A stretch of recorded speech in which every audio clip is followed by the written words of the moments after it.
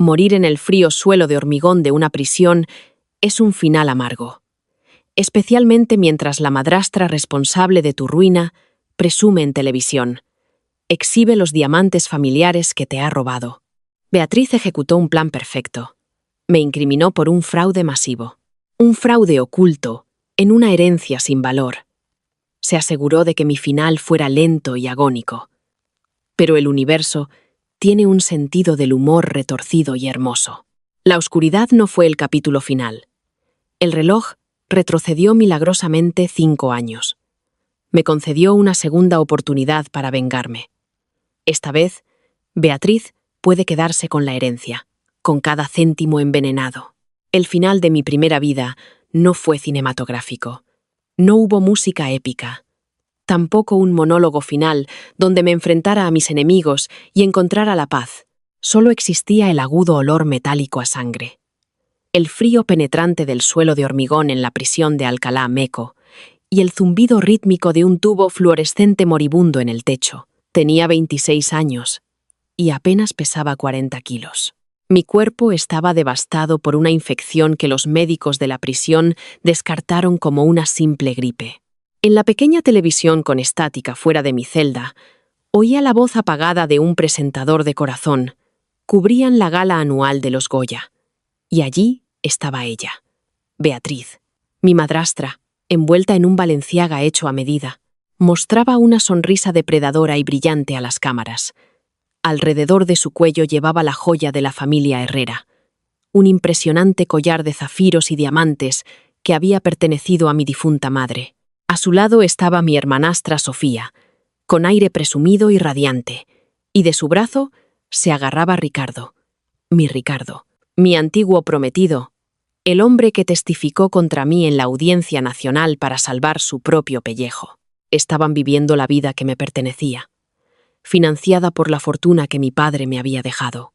Mientras mi visión se nublaba y mis pulmones emitían un último jadeo agónico, mi último pensamiento no fue de tristeza. Era odio puro, sin adulterar, una rabia tan densa y sofocante que sentí como si hubiera tragado plomo.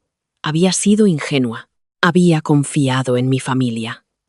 Acepté el holding familiar en quiebra, Argus Financial, porque Beatriz me había suplicado entre lágrimas que honrara el legado de mi padre. Mientras, ella se ofrecía generosamente a asumir la carga de liquidar las propiedades y las cuentas en efectivo. No sabía que Argus Financial era un cascarón vacío. Arrastraba 30 millones de euros en deudas ocultas con un cártel gallego y servía de ancla para una trama masiva de fraude que mi padre y Beatriz habían orquestado. Cuando la UCO derribó mi puerta 6 meses después, Beatriz ya les había proporcionado documentos falsificados con mi firma. Si solo tuviera una oportunidad más, pensé mientras la oscuridad finalmente me arrastraba. Solo una. Y entonces jadeé. Aire, fresco y limpio, con olor a lavanda y papel viejo, entró en mis pulmones tan rápido que me ahogué. Abrí los ojos de golpe. No estaba mirando un techo de bloques de hormigón. Estaba mirando un dosel de seda color crema. Me incorporé de golpe, agarrando el grueso edredón de plumas. Mi pecho subía y bajaba.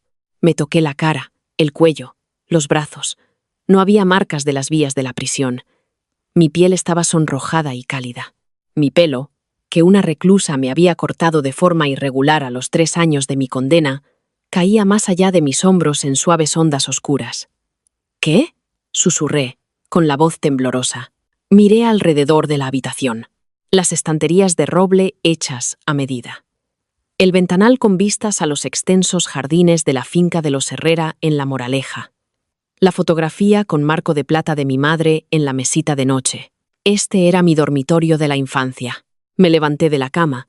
Mis piernas temblaban tan violentamente que casi me caigo. Prácticamente me arrastré hasta el gran espejo dorado sobre el tocador. Me devolvía la mirada una chica intacta por la traición, la prisión y la enfermedad. Miré mi móvil sobre la encimera de mármol. 9 de mayo de 2021, 7 a.m. El teléfono se me resbaló de la palma sudorosa y cayó al suelo.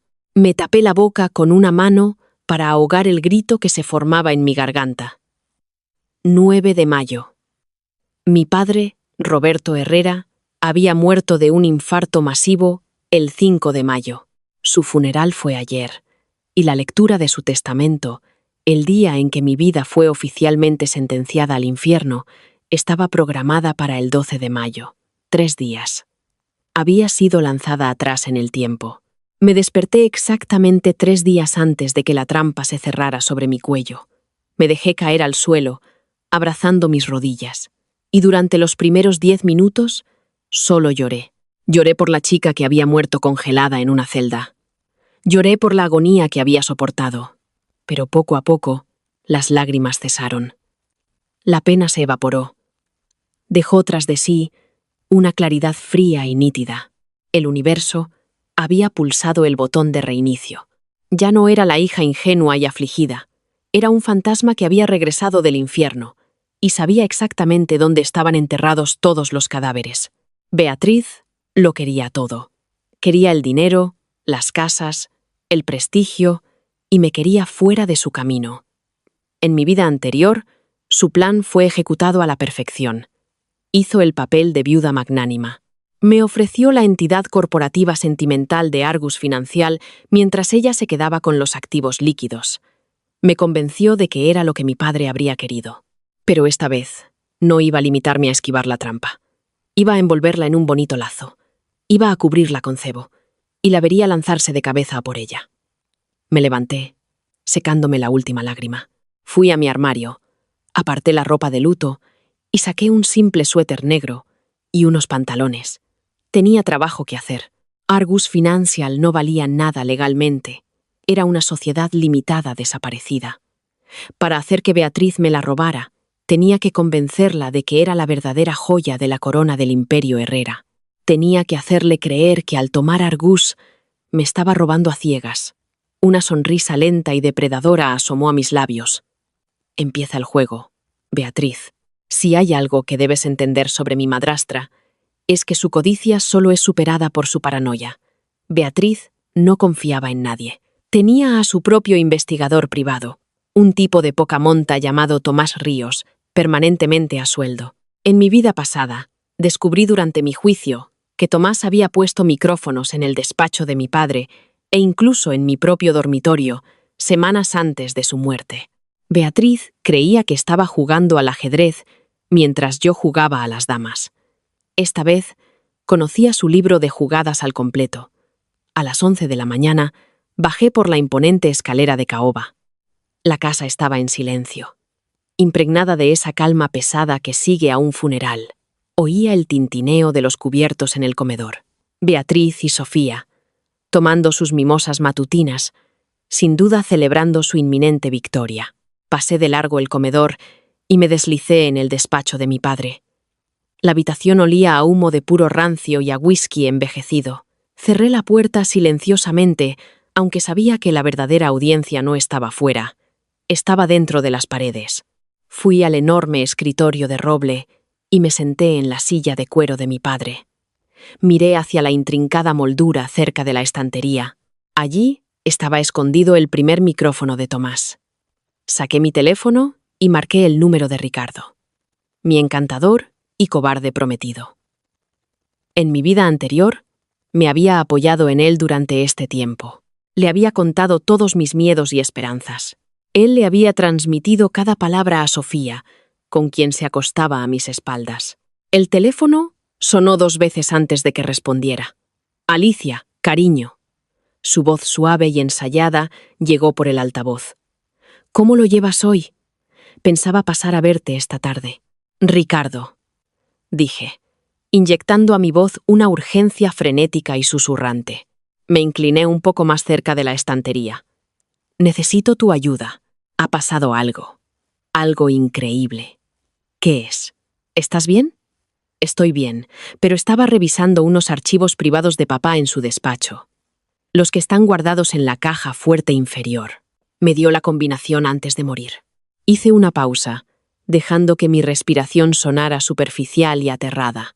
Ricardo, la herencia, el testamento que leeremos el miércoles. Es una distracción. ¿A qué te refieres? Pude oír el cambio repentino en su tono. La codicia agudizando su atención. La empresa de papá, Argus Financial. Arturo Peña cree que es una empresa fantasma sin activos. Pero he encontrado un libro de contabilidad físico. Ricardo, papá lo estaba canalizando todo a través de Argus. Estoy viendo un extracto de una cartera de criptomonedas en el extranjero. Hay 4.000 Bitcoin vinculados a una cuenta registrada enteramente a nombre de Argus Financial. ¿Sabes cuánto es eso? Silencio al otro lado. Sabía que estaba haciendo los cálculos. En mayo de 2021, 4.000 Bitcoin valían aproximadamente 200 millones de euros. Dios mío, exclamó Ricardo. Beatriz no lo sabe, susurré ferozmente.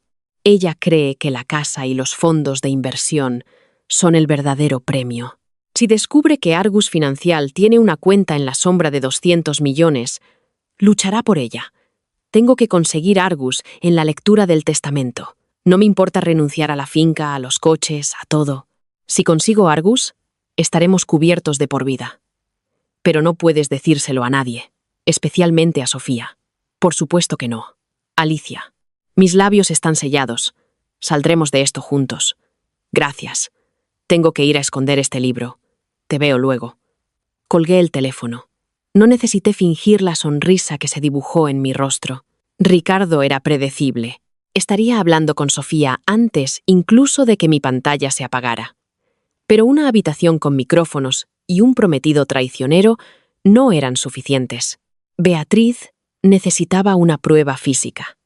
Algo que justificara la locura de cambiar una mansión de 5 millones y dinero en efectivo por una sociedad limitada en quiebra. Abrí mi portátil y pasé las siguientes 2 horas fabricando una obra maestra. Usando el viejo papel de carta de mi padre, falsifiqué una auditoría financiera confidencial de una firma de contabilidad ficticia en Andorra. Detallé la transferencia de activos a una cartera fría. Vinculé explícitamente la propiedad de la cartera al único propietario de Argus Financial. Para hacerlo auténtico, incluí una cadena real de caracteres hexadecimales de una cartera pública de Bitcoin que encontré en Internet.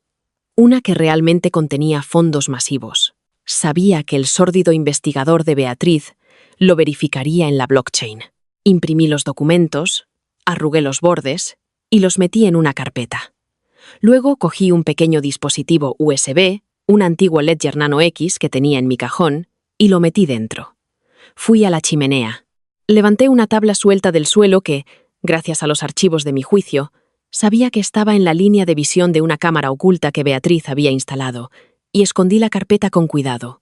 Me levanté, me sacudí el polvo de las manos y salí del despacho dejando la puerta sin cerrar. El cebo estaba puesto. El veneno estaba envuelto en oro. Ahora, solo tenía que esperar a que las ratas mordieran. Durante las siguientes 48 horas, la atmósfera en la casa de los Herrera cambió violentamente. La actitud presumida y relajada de Beatriz se desvaneció. Se volvió hipervigilante. Sus ojos se clavaban en mí cada vez que entraba en una habitación. Estaba nerviosa. Estaba calculando.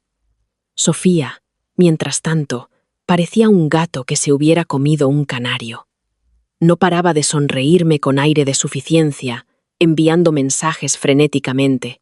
Ricardo vino 2 veces, interpretando al prometido cariñoso y comprensivo. Mientras intentaba sutilmente hacerme más preguntas sobre los activos ocultos. Interpreté mi papel a la perfección. Una paranoia defensiva, aterrorizada de que mi madrastra descubriera mi secreto. El martes por la noche, la víspera de la lectura del testamento, me senté en la oscuridad en la gran escalera. Observaba el pasillo del primer piso. A las 2 de la mañana, vi una sombra salir del dormitorio principal. Era Beatriz. Observé en silencio cómo se deslizaba por el pasillo. Desactivó los sensores de seguridad con su código maestro y entró en el despacho de mi padre. Estuvo allí 20 minutos. Cuando salió, agarraba la carpeta con fuerza contra su pecho. Su respiración era superficial, sus ojos salvajes. Tenía la emoción maníaca de un depredador que acaba de encontrar la presa definitiva. Me pegué a la pared. desapareciendo entre las sombras, mientras ella se apresuraba a volver a su habitación. Se lo ha llevado. Realmente se lo ha llevado. Tuve que taparme la boca para no reírme a carcajadas. Beatriz Herrera creía que acababa de robar una fortuna de 200 millones. No tenía ni idea de que acababa de firmar su propia sentencia de muerte. El verdadero Argus Financial era una bomba de relojería. Mi padre lo había estado usando para blanquear dinero para el cártel gallego. Se había vuelto descuidado, perdiendo millones en malas inversiones. Y el cártel había estado exigiendo el reembolso. Peor aún, la Unidad Central Operativa de la Guardia Civil ya había marcado la sociedad. En mi vida pasada, cuando heredé Argus, el cártel vino a buscar su dinero. Cuando se dieron cuenta de que había desaparecido, avisaron a la UCO para castigar el legado de mi padre. Yo pagué las consecuencias. Esta vez, el punto de mira estaba pintado directamente en la espalda de Beatriz. El miércoles por la mañana, llegó con una penumbra sofocante, un escenario adecuado para el teatro que estaba a punto de desarrollarse. El bufete de abogados de Arturo Peña era exactamente como lo recordaba de mi primera vida. Olía a cera de limón, papel viejo y café rancio. La mesa de conferencias de caoba era enorme, dominando la sala. Me senté a un lado, con Ricardo a mi lado. Su mano descansaba tranquilizadoramente en mi rodilla. Frente a mí se sentaba Beatriz, vestida con un elegante traje negro que gritaba viuda al control. Sofía estaba a su lado, masticando chicle y con cara de aburrimiento, aunque sus ojos no dejaban de mirar el maletín de cuero negro a los pies de Beatriz. Arturo, un hombre que parecía haber nacido con un traje de 3 piezas, se aclaró la garganta y se ajustó las gafas. Estamos aquí para ejecutar el último testamento de Roberto James Herrera. Comenzó Arturo, su voz un zumbido monótono y seco. Leyó la jerga legal estándar, los pequeños legados a organizaciones benéficas y las indemnizaciones para el personal de la finca. Luego vino el evento principal. La mayor parte del patrimonio de Roberto se divide en 2 entidades distintas. Leyó Arturo, sacando un documento aparte. Primero, los activos físicos y líquidos. La residencia principal en La Moraleja, la casa de verano en Marbella y las carteras de fondos diversificados, que suman aproximadamente 7,5 millones de euros. Hizo una pausa, mirándonos por encima de las gafas. Segundo, la propiedad única y la gobernanza corporativa de Argus Financial S.L., una sociedad holding. Arturo suspiró levemente, mirando sus notas. La ley me obliga a informar a los beneficiarios que, según mis últimas auditorías, Argus Financial no posee capital líquido ni activos tangibles. Y parece estar completamente inactiva. No está inactiva. Interrumpí, mi voz aguda, desesperada. Me incliné hacia adelante, agarrando el borde de la mesa. Mi padre estaba construyendo algo con Argus. Tiene valor sentimental. La quiero. Arturo frunció el ceño. Alicia, sé razonable. Los bienes y el efectivo valen casi 8 millones. Argus vale 0. El testamento estipula que Beatriz y yo debemos ponernos de acuerdo sobre la división de estas 2 entidades. Dije, recitando la cláusula que conocía de memoria. Si no nos ponemos de acuerdo, va a juicio, y el Estado lo desangra durante años. Estoy dispuesta a renunciar a mi derecho a las casas. Renunciaré a mi derecho al efectivo, a todo. Dame Argus Financial y Beatriz puede quedarse con el resto. Ricardo apretó mi rodilla. Un estímulo silencioso y codicioso. Arturo parecía genuinamente sorprendido. ¿Está dispuesta a renunciar a 8 millones de euros por un trozo de papel? Sí, dije, con un ligero temblor en la voz. Miré a Beatriz, esforzándome por parecer aterrorizada. Beatriz, por favor, tú te quedas el dinero, te quedas la casa. Solo déjame tener la empresa de mi padre. Beatriz permaneció perfectamente quieta. Un pesado silencio se apoderó de la sala. Observé los engranajes girar detrás de sus ojos oscuros y perfectamente maquillados. Me miró a mí, luego a Arturo. Lentamente, la comisura de su boca se curvó hacia arriba en una sonrisa burlona. No, dijo Beatriz, su voz goteando hielo. Jade, una actuación impecable de pánico absoluto. ¿Qué, Beatriz? ¿Por qué? Tienes todo lo que siempre has querido. ¿Lo tengo? Beatriz se inclinó hacia adelante, apoyando sus manos cuidadas sobre la mesa de caoba. ¿Crees que soy estúpida, Alicia? ¿Crees que no sé lo que intentas hacer? No sé de qué hablas. Grité, levantándome de mi silla. Arturo, díselo. Dile que no tiene valor. No tiene valor, Beatriz, dijo Arturo, completamente desconcertado. ¿Por qué se opone a esto? Se está llevando todo el patrimonio tangible.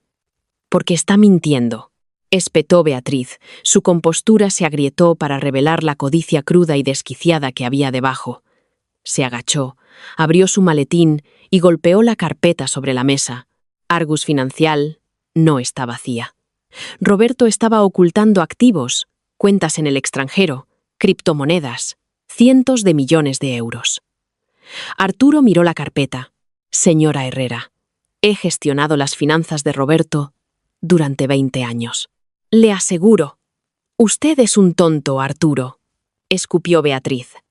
Abrió la carpeta, revelando los documentos falsificados y el USB que yo había plantado.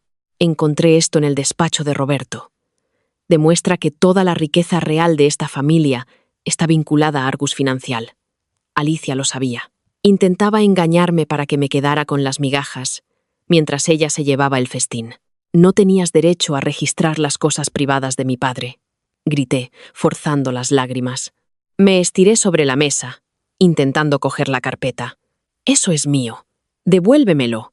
Beatriz la apartó de un manotazo, riendo una risa fría y triunfante. No es tuyo, mocosa. Como cónyuge supérstite, tengo derecho al principal activo corporativo. Se volvió hacia Arturo, sus ojos brillando con absoluta certeza. Quiero Argus Financial. Alicia puede quedarse con las casas y el dinero. Ricardo se tensó visiblemente a mi lado. Podía sentir su pánico. Su gallina de los huevos de oro se le escapaba. Beatriz, sé razonable, intervino Ricardo, tratando de salvar su parte. Alicia merece el legado de su padre. Cállate, Ricardo, dijo Sofía con desdén desde un rincón. Mamá sabe lo que hace. Arturo, exigió Beatriz, golpeando la mesa con su uña cuidada. Redacta la transferencia. Ahora, reclamo Argus Financial y renuncio a mi derecho sobre la finca y el efectivo a favor de Alicia. Arturo se quitó las gafas, frotándose el puente de la nariz. Beatriz, debo aconsejarle formalmente que no lo haga. Si estos documentos no son verificables, está cambiando millones garantizados por una enorme responsabilidad legal. Como única propietaria de Argus, heredará todas las deudas, embargos o acciones legales asociadas con la sociedad. Es una transferencia irrevocable. No me importa su consejo, siseó Beatriz. Quiero los papeles. Ahora. No, por favor, supliqué, hundiendo la cara entre mis manos, dejando que mis hombros temblaran. Me costó todo mi esfuerzo no dejar escapar la risa histérica que burbujeaba en mi pecho. Arturo suspiró profundamente, abriendo un maletín. Beatriz, su difunto esposo, y yo preparamos un protocolo de sucesión acelerada para situaciones de emergencia corporativa. No es lo habitual, y requiere que firme este documento de aceptación de la entidad con renuncia expresa a todo lo demás, asumiendo todas las consecuencias legales de forma inmediata y bajo su entera responsabilidad. La escritura pública ante notario se formalizará mañana, pero este acuerdo privado es vinculante entre las partes desde el momento de su firma. Sacó los documentos. Muy bien, pero que conste que esto se ejecuta en contra de mi consejo legal. Deslizó unos papeles hacia Beatriz. Ella prácticamente arrancó el bolígrafo del soporte, firmando su nombre en las líneas de puntos con trazos frenéticos y agresivos. Beatriz Herrera, propietaria única de Argus Financial. Arturo tomó los papeles, los selló y suspiró. Está hecho. Alicia, ahora eres la única propietaria de la finca Herrera, las propiedades y los fondos de inversión. Beatriz, usted es la única propietaria de Argus Financial. En el momento en que la tinta se secó, la atmósfera en la sala cambió. Lentamente, bajé las manos de mi cara. Las lágrimas habían desaparecido. Mi postura, que había estado encorvada en la derrota, se enderezó. Miré a Ricardo, que me observaba con una mezcla de horror y traición. Se daba cuenta de que acababa de perder los 200 millones que pensaba que íbamos a compartir. Luego miré a Beatriz. Agarraba la carpeta contra su pecho como a un bebé recién nacido. Me sonreía con un triunfo vicioso. «Jugaste bien, Alicia», dijo con desprecio, levantándose y alisándose la falda. «Pero siempre fuiste demasiado estúpida para vencerme. Disfruta de la casa. Yo estaré en Andorra». «Oh, Beatriz», dije, mi voz abandonando el tono frenético y aterrorizado. Lo reemplacé con una calma suave y escalofriante. Se detuvo, con la mano en el pomo de la puerta. Sonreí. Una sonrisa oscura y genuina que llegó a mis ojos. Creo que el clima en la prisión federal es mucho menos indulgente que en Andorra. Disfruta de tu nueva empresa. Beatriz frunció el ceño. Un destello de confusión cruzó su rostro, pero su arrogancia lo engulló rápidamente. Se burló, giró sobre sus talones y salió. Sofía la seguía con aire de suficiencia. Habían mordido el anzuelo. La trampa se había cerrado, cortando el hueso. Salí del despacho de Arturo siendo multimillonaria, limpia de todos los pecados de mi padre. Y Beatriz acababa de vincularse legalmente a una deuda de 30 millones de euros con un cártel furioso y a una investigación activa por crimen organizado de la UCO. El reloj corría y no podía esperar a ver su mundo arder. Las secuelas inmediatas de la lectura del testamento fueron una clase magistral de desalojo silencioso y calculado. En el momento en que Arturo Peña presentó la documentación, yo era legalmente la única propietaria de la finca Herrera. Beatriz y Sofía habían hecho una docena de maletas Louis Vuitton. Proclamaban en voz alta al personal de la casa que se mudaban a un ático en el Hotel Ritz mientras liquidaban su nuevo imperio corporativo multimillonario. Me quedé en el porche, bebiendo una taza de té y observando cómo su Mercedes con chofer se deslizaba por el camino de grava. El aire nunca había sabido tan dulce, pero todavía había una rata en mi casa. Me di la vuelta y entré. Encontré a Ricardo en el gran vestíbulo. Caminaba de un lado a otro sobre el suelo de mármol. Se pasaba una mano por su pelo rubio perfectamente peinado. Cuando me vio, se puso su mejor máscara de indignación comprensiva. «Alicia, no puedo creer que te haya hecho eso», dijo Ricardo, su voz goteando falsa indignación. Se acercó, intentando abrazarme. «Es un robo descarado. Deberíamos demandarla. Podemos bloquear Argus Financial en los tribunales durante años». Di un paso atrás deliberado, dejando sus brazos en el aire. «¿Demandar por qué, Ricardo?», pregunté, manteniendo un tono perfectamente conversacional. ¿Por una sociedad limitada en quiebra? ¿Por la cartera de criptomonedas? ¿Los 200 millones? Bajó la voz a un susurro frenético, mirando a su alrededor, como si las paredes aún escucharan. «Me hablaste del libro de contabilidad. Nos robó nuestro futuro, Alicia». «Ah, sí, el libro de contabilidad». Fui a la consola de caoba, cogí una pequeña campana de plata y la hice sonar. «Hay algo que deberías saber sobre eso, Ricardo. Era completamente falso». Ricardo se quedó helado. El color se le fue del rostro tan rápido que parecía traslúcido. «¿Qué?» «Lo imprimí en el viejo papel de carta de mi padre», dije, tomando otro sorbo de mi té con indiferencia. Encontré una cadena de números al azar en Internet para la dirección de la cartera, y el USB que robó fue borrado hace 3 años. No hay 200 millones. Argus Financial es exactamente lo que dijo Arturo. Un cascarón vacío y sin valor. Me miró fijamente, su boca abriéndose y cerrándose como un pez asfixiado.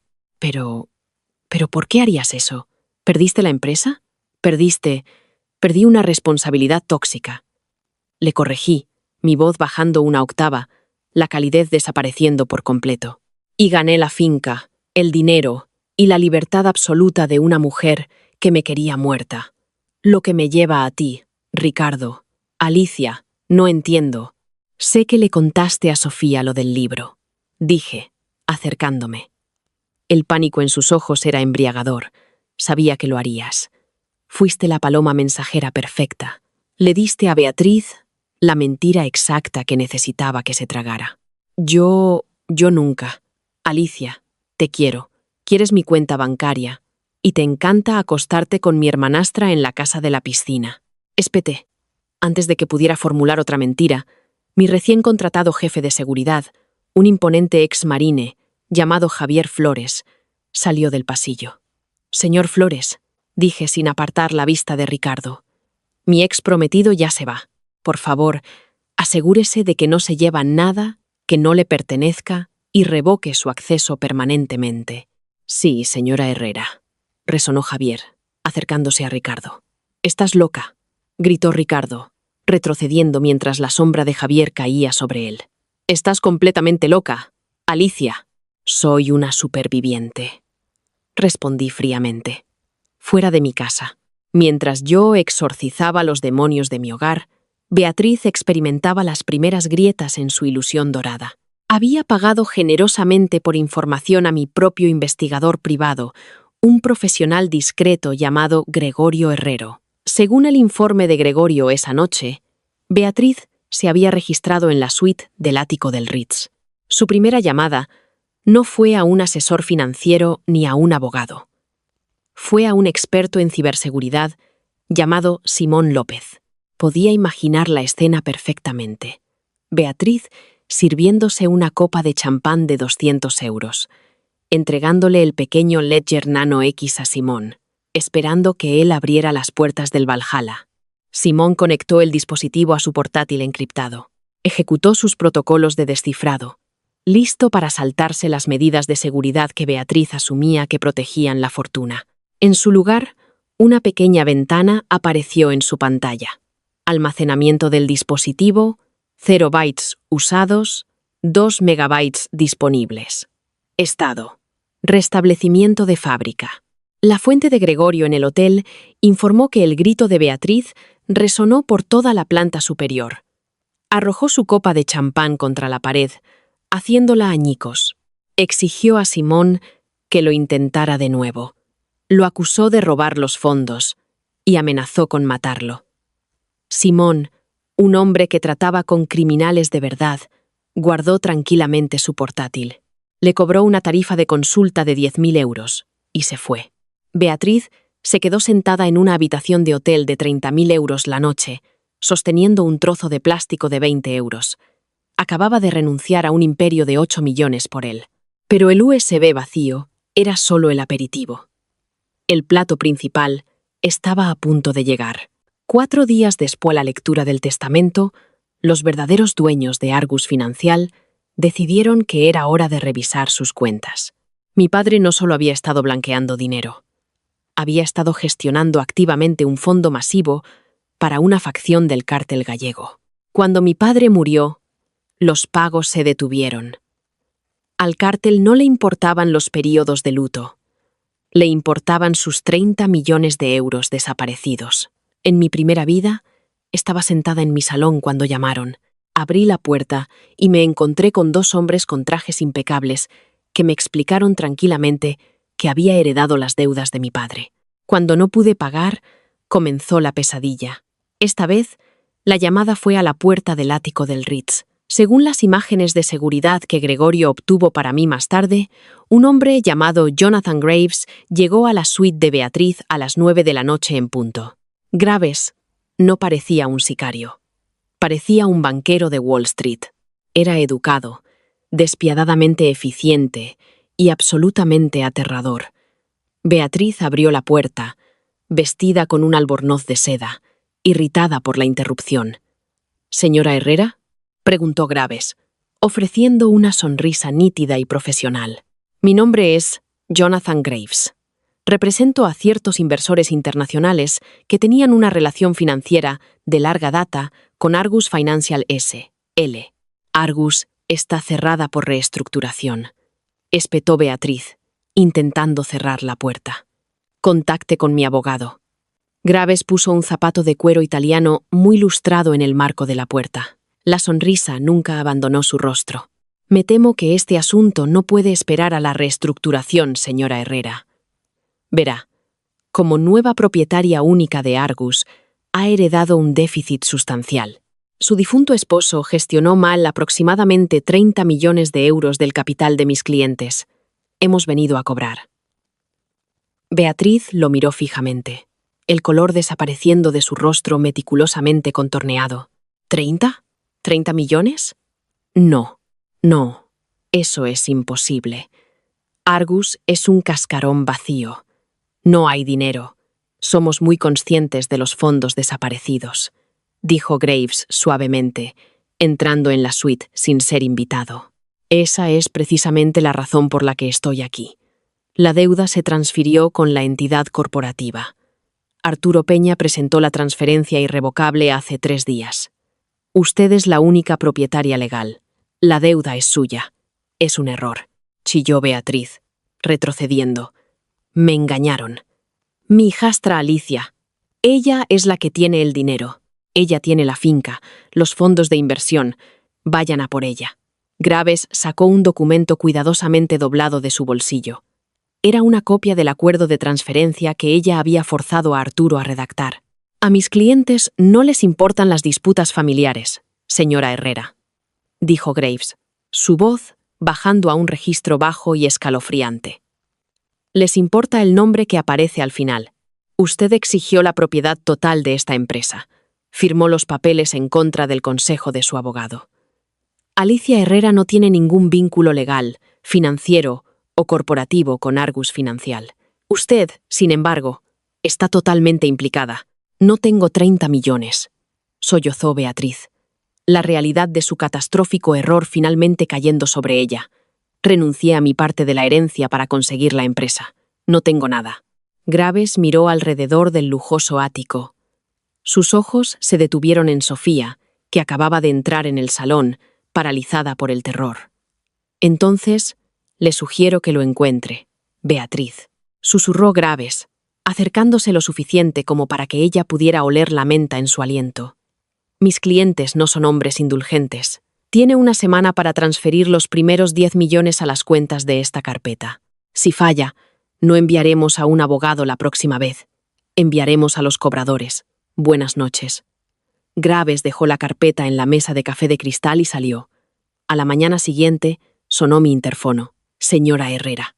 La profunda voz de Javier Flores crepitó por el altavoz desde la puerta principal. Su madrastra está aquí. Está extremadamente agitada. Exige que la deje entrar. Fui a los monitores de seguridad de mi despacho. En la pantalla podía ver a Beatriz gritando a las puertas de hierro forjado, sacudiendo los barrotes como un animal enjaulado. Su pelo estaba despeinado, su ropa de diseño arrugada. La viuda depredadora y serena había desaparecido. Parecía una loca. Presioné el botón para activar el altavoz bidireccional. «Hola, Beatriz», dije, mi voz resonando por los altavoces de la entrada. La cabeza de Beatriz se giró bruscamente hacia la cámara. «Alicia, déjame entrar. Pequeña sociópata, mentirosa y viciosa, déjame entrar ahora mismo. Me temo que estás invadiendo una propiedad privada», respondí suavemente, «y como única propietaria de esta finca, no recuerdo haberte invitado». «Me tendiste una trampa», gritó, lágrimas de pura rabia corriendo por su rostro. «Tú lo sabías. Sabías lo del cártel. Falsificaste esos documentos». «¿Falsificar?» Fingí un jadeo. «Beatriz, simplemente dejé algo de ficción creativa en el despacho de mi propio padre.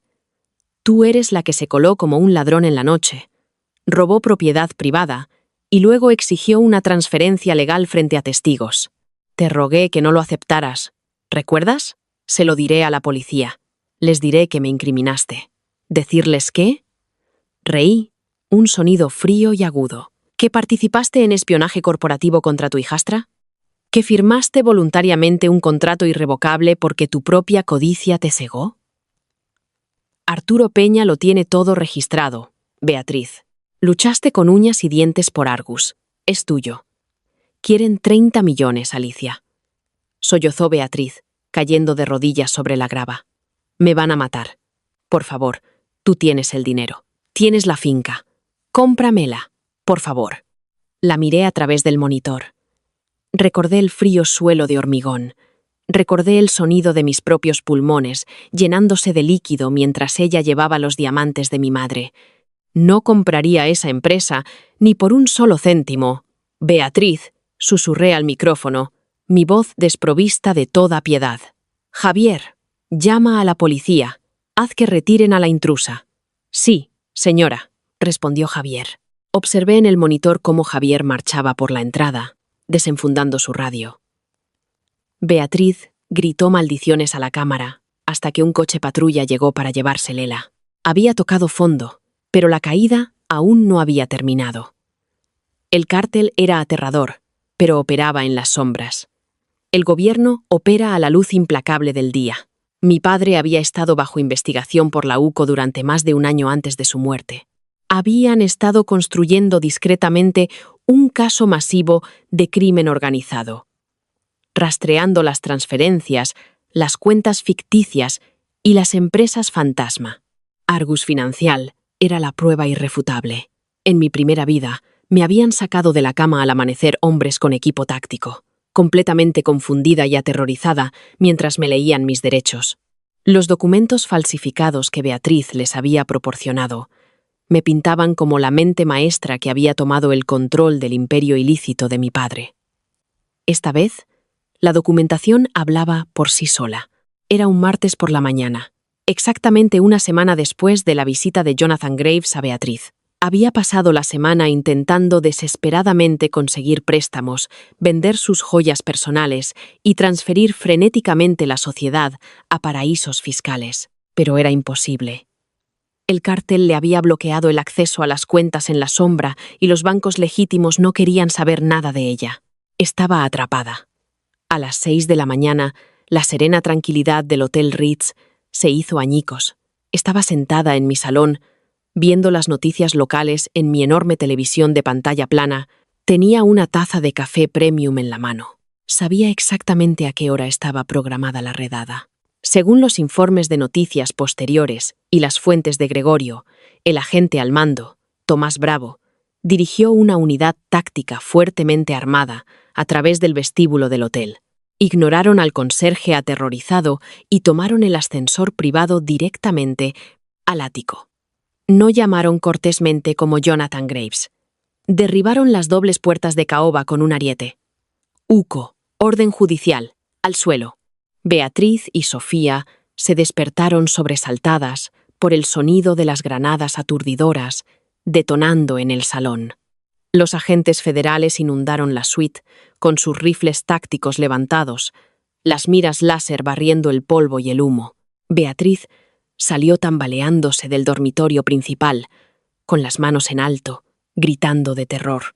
«¡Boca abajo! ¡Manos a la espalda!», bramó el agente Bravo, agarrando a Beatriz por el hombro y forzándola a tumbarse sobre la lujosa alfombra importada. «No he hecho nada», chilló Beatriz, mientras el frío acero de las esposas se cerraba sobre sus muñecas. «Soy una víctima. Fue mi hijastra. Fue Alicia Herrera». El agente Bravo se arrodilló a su lado, sacando un grueso fajo de órdenes de su chaleco táctico. «Ah, Beatriz Herrera», dijo Bravo, su voz dura e inflexible.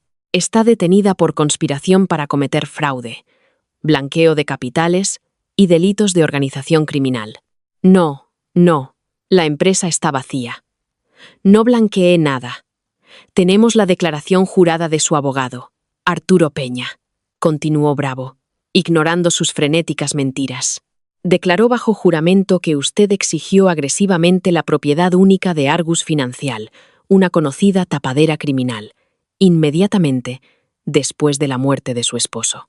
También tenemos registros de sus intentos de transferir fondos a cuentas en paraísos fiscales en las últimas 48 horas. Beatriz quedó paralizada. Las transferencias de pánico que había intentado hacer para pagar al cártel habían activado los sistemas de vigilancia de la UCO.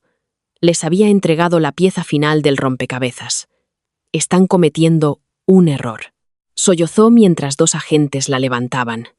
Al otro lado de la habitación, Sofía estaba inmovilizada contra la pared por una agente. La fachada arrogante y mimada de Sofía se había desmoronado por completo. Hiperventilaba, su rímel corriéndole por la cara en ríos oscuros y feos. «¡Mamá!», gritó Sofía. «Diles que no tuve nada que ver con esto». Beatriz miró a su hija, desesperada por encontrar un aliado. «Sofía, llama a nuestros abogados. Llama a Ricardo». «Ricardo bloqueó mi número», chilló Sofía, apartando violentamente la mirada de su madre. «No voy a caer por esto, agente. Juro por Dios que no sabía nada. Lo hizo ella. Mi madre lo hizo todo. Se jactaba de haberle robado la empresa a mi hermanastra. Testificaré. Le contaré todo lo que hizo». Beatriz miró a su hija. La traición definitiva la golpeó como un golpe físico. La lealtad absoluta que creía haber cultivado se había evaporado en el segundo en que salieron las esposas. Sofía era tan egoísta y egocéntrica como ella. «Pequeña traidora», susurró Beatriz, su espíritu finalmente quebrantado. «Sáquenlas a las 2 de aquí», ordenó el agente bravo. «Registren este lugar. Confisquen todos los dispositivos electrónicos, pasaportes y registros financieros». Lo vi todo en las noticias de la mañana, 1 hora después. Los equipos de cámara esperaban fuera del hotel mientras la UCO escoltaba a Beatriz y Sofía esposadas. Beatriz parecía completamente destrozada. Su pelo era un nido de ratas, su cara pálida y hundida. El brillo depredador en sus ojos había sido reemplazado por la mirada vacía de una mujer que se daba cuenta de que entraba en una jaula de la que nunca podría escapar. Los reporteros gritaban preguntas. Las cámaras destellaban sin descanso. Documentaban su ruina absoluta para que todo el mundo la viera. Me recliné en los mullidos cojines de mi sofá, respirando lenta y profundamente. El café sabía perfecto. La casa estaba silenciosa y cálida. El cártel había perdido su dinero, pero la UCO había incautado los activos corporativos, creando un bloqueo federal masivo entre el cártel y el nombre Herrera.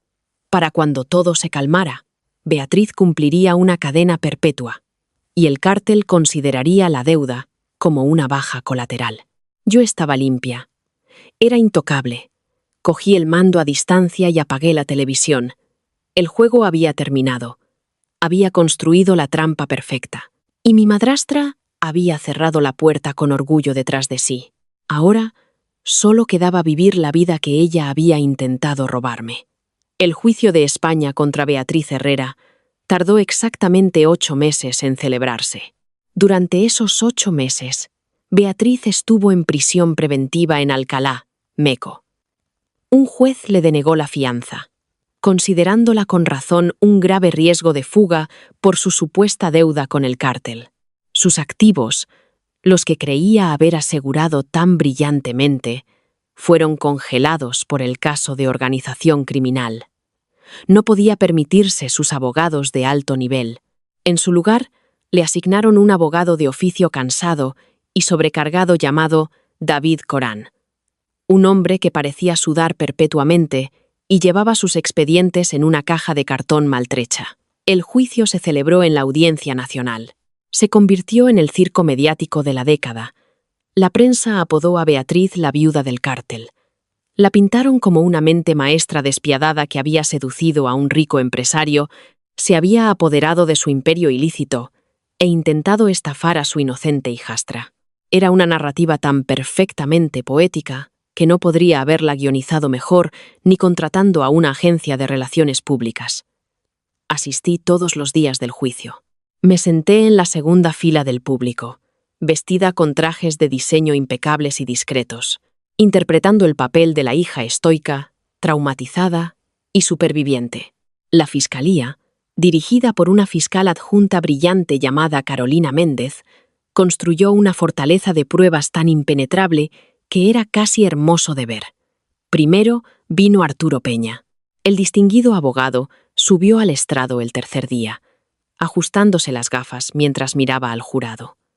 Cuando Méndez le pidió que describiera el día de la lectura del testamento, Arturo no se contuvo. Aconsejé explícitamente a la acusada que Argus Financial estaba legalmente inactiva y tenía enormes deudas. Testificó Arturo, su voz resonando en la silenciosa sala del tribunal. La señora Herrera Alicia le suplicó a su madrastra que aceptara los activos líquidos y la finca. Le ofreció toda la fortuna de 8 millones, pero Beatriz se negó. Fue agresiva, irracional y exigió la entidad corporativa. Me obligó a redactar una transferencia irrevocable en contra de mi vehemente consejo legal. La acusada indicó por qué quería una empresa sin valor. «Señor Peña», preguntó Méndez. Afirmó que había activos ocultos. «¿Carteras de criptomonedas en el extranjero?», respondió Arturo secamente. Produjo una carpeta con documentos muy sospechosos que admitió haber cogido del despacho privado de su difunto esposo. Estaba totalmente impulsada por la creencia de que estaba asegurando cientos de millones de euros. Beatriz, sentada en el banquillo de los acusados con un mono de prisión beige que le quedaba mal, sus raíces grises y su cara demacrada, prácticamente vibraba de rabia, porque ella los plantó. Chilló Beatriz, señalándome con un dedo tembloroso y huesudo. Me tendió una trampa. «Mírenla, está sonriendo». El juez Kessler golpeó su mazo como un trueno. «Orden. Un arrebato más de la acusada, y haré que la amordacen y la saquen de mi tribunal». Yo no estaba sonriendo, por supuesto. Había entrenado mi expresión para permanecer perfectamente devastada. Me sequé la esquina del ojo con un pañuelo bordado y aparté la mirada. Dejé que el jurado viera el dolor de una hija falsamente acusada por un monstruo. Pero los golpes mortales vinieron de su propio círculo íntimo. La fiscalía llamó a Ricardo al estrado. Mi ex prometido había logrado un acuerdo de inmunidad limitada a cambio de su testimonio. Tenía un aspecto terrible. El estrés de la investigación y la destrucción absoluta de su reputación social y profesional le habían envejecido 10 años. Su pelo rubio raleaba y su caro traje le quedaba holgado. Bajo juramento, Ricardo demostró exactamente lo cobarde que era. Beatriz se me acercó. Mintió Ricardo suavemente, mirando directamente al jurado. Me dijo que Roberto estaba blanqueando dinero y que planeaba hacerse cargo de la operación. Me ofreció una parte si la ayudaba a manipular a Alicia para que renunciara a la empresa. Mentiroso. Siseó Beatriz en voz baja, aunque el micrófono lo captó. Tenía miedo de ella. Continuó Ricardo, llevándose una mano al pecho. Tenía estos socios, hombres peligrosos. Solo fingí seguirle el juego para proteger a Alicia. Pero Beatriz era la mente maestra. Orquestó todo para robar la herencia. Si no fuera perjurio, habría sido una obra maestra. Ricardo la estaba arrojando a los lobos para salvar su propio pellejo, completamente inconsciente de que fui yo quien les compró la cena a los lobos. Luego vino Sofía. Mi hermanastra había llegado a un acuerdo. 5 años de libertad condicional y la prohibición de por vida de ocupar cargos corporativos a cambio de testificar contra su madre. Sofía subió al estrado llorando. Parecía una muñeca de porcelana rota. «Mi madre es un monstruo», lloró Sofía, agarrando un pañuelo. Me obligó a ayudarla. Dijo que si no la apoyaba contra Alicia, me quitaría mi fondo fiduciario. Se jactaba de haber sido más lista que el cártel. Decía que iba a ser la mujer más poderosa de Madrid. Vi cómo el alma de Beatriz abandonaba su cuerpo. Su propia hija, la niña dorada a la que había planeado darle el mundo, estaba clavando felizmente el último clavo en su ataúd. Beatriz se desplomó en su silla, sus ojos vacíos, mirando fijamente la mesa de caoba pulida. Finalmente entendió que en el mundo de víboras que había creado, era la única que se había quedado sin veneno. En el último día del juicio, el jurado tardó menos de 3 horas en deliberar. El presidente se levantó. Por el cargo de conspiración para cometer fraude, declaramos a la acusada culpable. Por el cargo de blanqueo de capitales, declaramos a la acusada culpable. Por los cargos de organización criminal, declaramos a la acusada culpable. El juez Kessler no dudó. Dada la gravedad de los vínculos con el cártel y el volumen del fraude, le impuso la pena máxima. Beatriz Herrera. La sentenció a 45 años de prisión sin posibilidad de libertad condicional, declaró el juez, su voz resonando con finalidad. Beatriz no gritó esta vez. No lloró. Los agentes la levantaron, y mientras la giraban para llevarla por el pasillo central hacia las celdas, sus ojos muertos se encontraron con los míos. No rompí el contacto visual. No me regodeé. Simplemente le ofrecí un lento y apenas perceptible asentimiento. Un reconocimiento de un juego jugado y un juego ganado. Abrió la boca. Un silencioso jadeo de horror escapó de sus labios, pero antes de que pudiera hablar, los agentes la empujaron a través de las pesadas puertas de madera. Los flashes de la prensa explotaron en una cegadora ola de luz blanca, y luego desapareció. El gobierno opera con una eficiencia fría y austera, pero el cártel gallego opera con una memoria brutal e ineludible. Beatriz fue trasladada a la prisión de Alcalá, Meco, para cumplir su condena. La ironía era tan densa que resultaba sofocante. Era exactamente la misma institución penitenciaria donde yo había muerto en mi vida anterior. La mantuve vigilada a través de Gregorio Herrero, mi investigador privado. Tenía una amplia red de contactos, incluidos algunos guardias de Alcalá, Meco, dispuestos a complementar sus salarios con un poco de información discreta. La prisión es una jerarquía, y una socialité rica y arrogante que acababa de aparecer en todas las televisiones fue colocada inmediatamente en lo más bajo de la cadena alimenticia. Pero las humillaciones diarias de la vida en prisión, la comida terrible, el trabajo agotador, la amenaza constante de violencia, no eran nada comparado con la sombra que se cernía sobre ella. El cártel había perdido 30 millones de euros.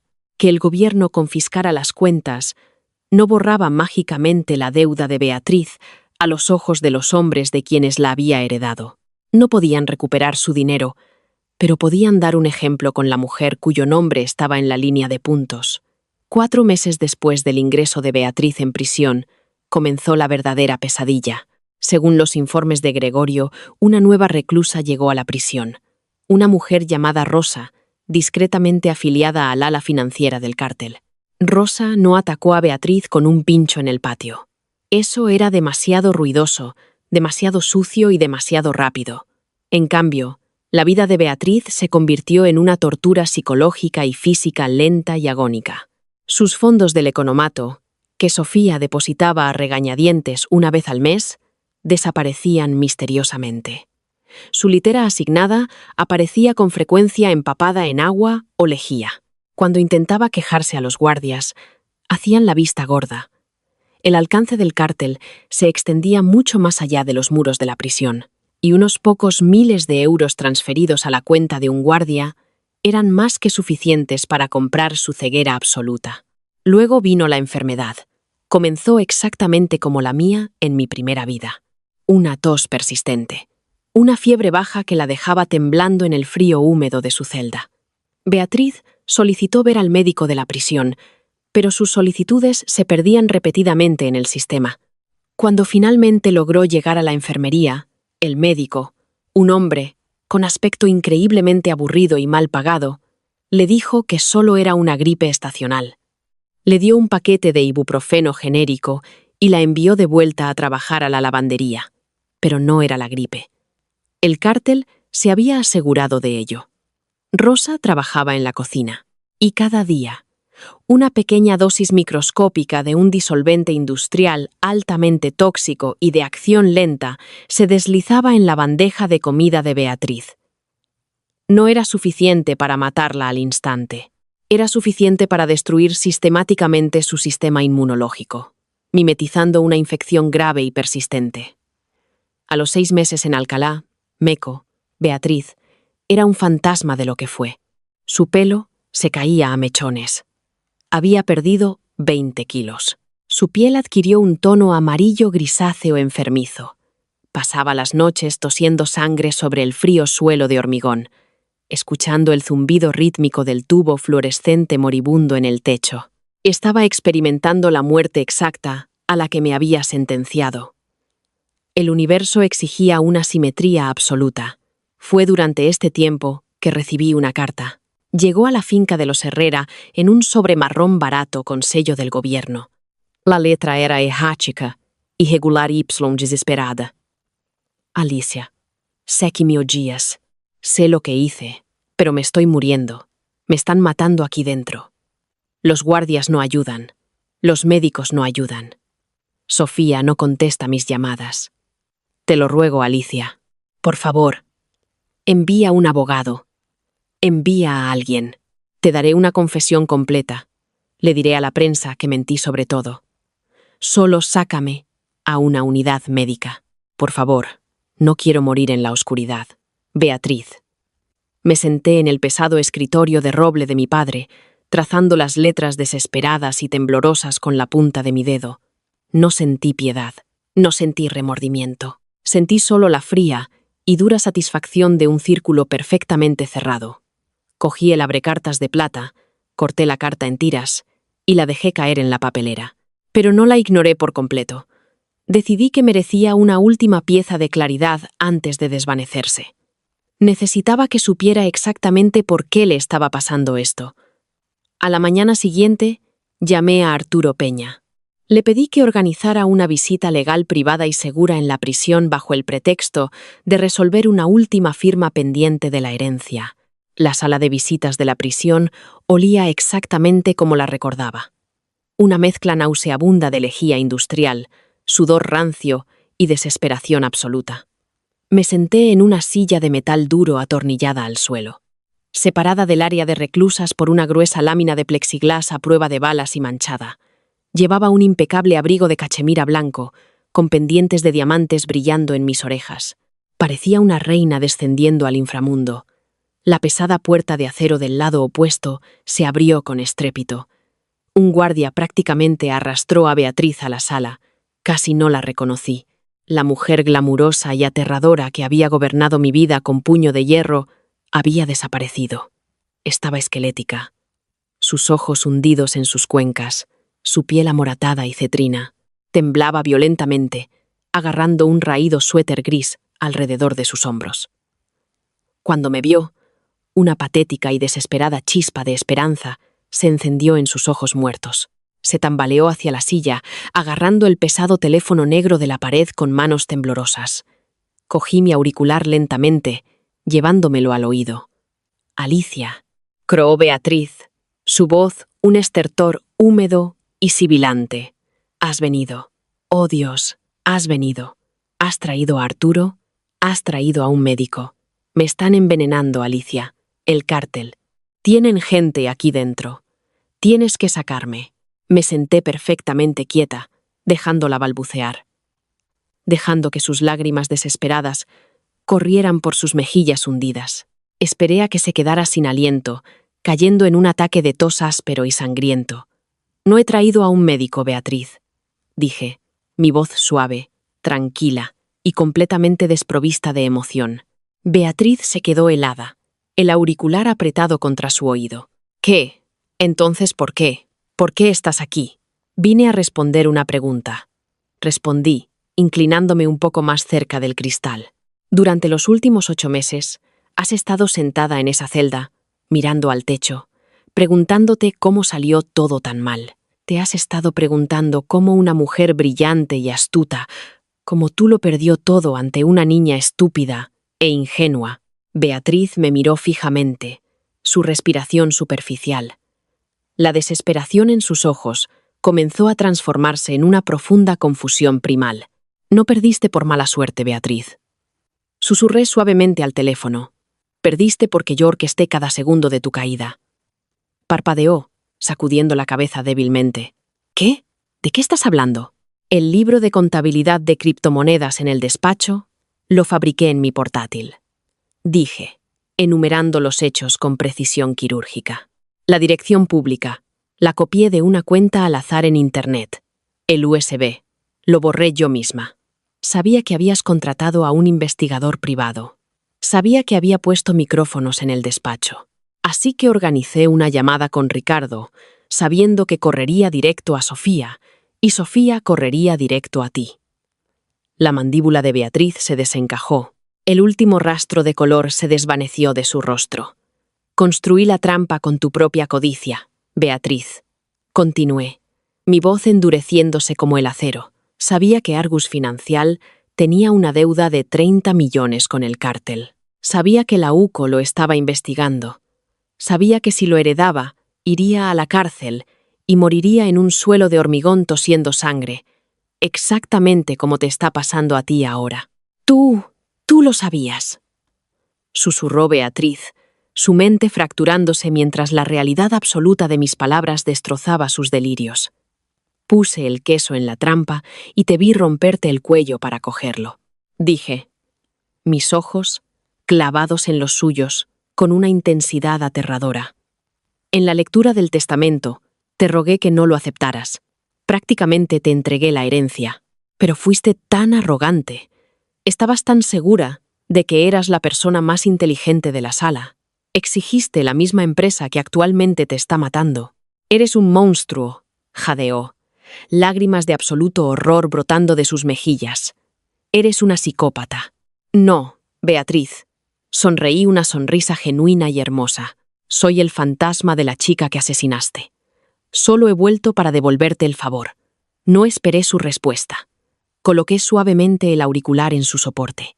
Beatriz golpeó el plexiglás con los puños, gritando en silencio al otro lado de la barrera insonorizada. Su boca estaba abierta, sus ojos desorbitados por una furia enloquecedora e impotente. Gritaba a los guardias. Me gritaba maldiciones. Le gritaba al universo por la trampa cósmica que le habían tendido. Me levanté, alisé mi abrigo de cachemira blanco y le di la espalda. Salí de la sala de visitas, por los largos pasillos grises de la prisión y atravesé las pesadas puertas de seguridad de acero hacia la luz brillante y cegadora de una fresca mañana de primavera. Javier Flores esperaba junto al todoterreno blindado. Me abrió la puerta. ¿Todo bien ahí dentro, señora Herrera?, preguntó Javier. Su voz profunda, un ancla reconfortante a la realidad. Perfectamente, Javier, dije, deslizándome en el lujoso asiento de cuero. Llévame a casa. 2 semanas después, Beatriz Herrera murió en su celda. La autopsia oficial dictaminó neumonía grave complicada por un fallo autoinmune subyacente. El gobierno cerró el caso del escándalo de Argus Financial. El cártel, satisfecho de que su deuda de sangre había sido pagada por la mujer que legalmente poseía la sociedad, desapareció de nuevo en las sombras. Sofía, completamente apartada de la riqueza de los Herrera y de las cuentas ocultas de su madre, fue desahuciada de su apartamento. Lo último que supe es que trabajaba turnos dobles en un bar en el norte de España. Vivía en un estudio diminuto, sus sueños de alta sociedad permanentemente destrozados. Ricardo intentó demandarme por incumplimiento de contrato, alegando que le debía la mitad de la herencia por nuestro compromiso. Mi equipo legal, liderado por un revitalizado Arturo Peña, lo enterró en tantos litigios que se declaró en quiebra intentando pagar las tasas. Huyó del país como un paria deshonrado y sin un céntimo. Y yo tomé los 8 millones y la finca de los Herrera y lo multipliqué. Liberada de los lazos criminales de mi padre y la presencia tóxica de mi madrastra, invertí agresivamente en startups tecnológicas limpias y redes de energía verde. En 5 años, había convertido la fortuna contaminada de mi padre en un imperio de 50 millones de euros que era enteramente mío. Creé una enorme fundación filantrópica, diseñada para proporcionar defensa legal de élite a mujeres acusadas injustamente de delitos financieros por sus cónyuges o familias. Era mi forma de equilibrar la balanza del universo. Me habían dado una segunda oportunidad, un milagro envuelto en una pesadilla. Había caminado a través del fuego, burlado al diablo y reclamado la corona. Había renacido, y esta vez era a prueba de balas,